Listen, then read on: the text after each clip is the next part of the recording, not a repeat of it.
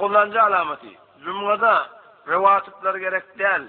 İhtiyatı zuhur okuymak doğru değil deyse bilinmiş ol Vehhabidir. Buradaki inçeme yıllar sonu Vehhabiyetin alamet deyip aydılıyor. Ve heni dem aydılıyor. Ama kitaplarından sonra hazrettiler. Ve yenisini öğürlep ayttılar şiil. İhtiyatı zuhur okuymak Müslümandır. İhtiyatı zuhurun hakkında Hanefi mezhebinin içinde iki kavul var. Kafirler var okuymalı deyiptir. Kafirler var aslen için okuymak gerek gelsin deyiptir. Okuymalı diyerler de var, okuymalılar diyerler de var. Hemçin aynı kesi var ve demin kitaptan okuyup verin. Sahabe Behrul Rayık şuna adına İbn-i Nuceym diyerler. Lakabi Ebu Hanife'ye sani diyorlar. Hanefi mezhepte ağır vasfır muteber kitapsı.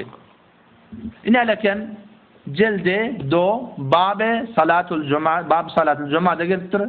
Aytiya ve kad kesura zalika min cehaleti zamanina aydan ve men şa cehlihim salatul erba' ba'dal cuma bi niyetiz zuhur. Şunlar ağır vasfır Euzubillah bir asam bir doğru dağıtıyasın okuymaklık deyiptir.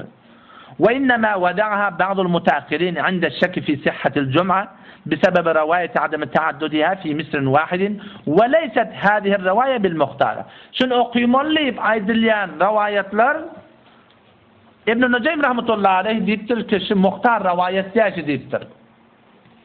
Muhtar rivayet diye deyiptir. İndi görüyorsunuz ne? İbn-i Nuceym rahmetullahi aleyh'in şu öz aqidasi. Hanefi mezhepte tefavut ra'yi var. Kâfirler okuymalıdır, kâfir okuymalıdır.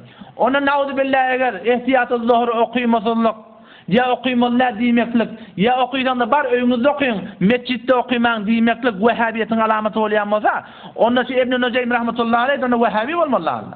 Hanefi mezhebin ulukan alimi 700 yıl mılına geçen adam Vehhabiyetin henüz iyisi göremedik vakti. Nauzubillah ona şu Vehhabi olmalılar. Bir varakın gelip de varakın İhtiyatı zuhur okuymalılar diyorlar. Ha elbette bizim aramızda okuyuluyor. O da bir delille. İneleken Allame Şamil rahmetullahi aleyh cildisi ineleken metlebun fi niyeti ahir zuhur bazı salatı cuma'da getiriyor.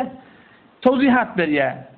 Onun ahirde aytiyor ki eğer şunu okuymaklık bir teleketiliğe sebep olacak olsa şunu okuymalılar diye. Yöne gurun sonunu diye. Nahnun la na'muru bizalike emsalihi hadihil avam.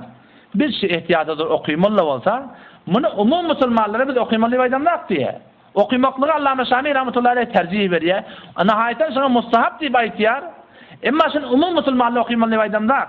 Ben nedullu aleyhil havas diye. Bir kişinin ulamaları ki şu mantıqada var.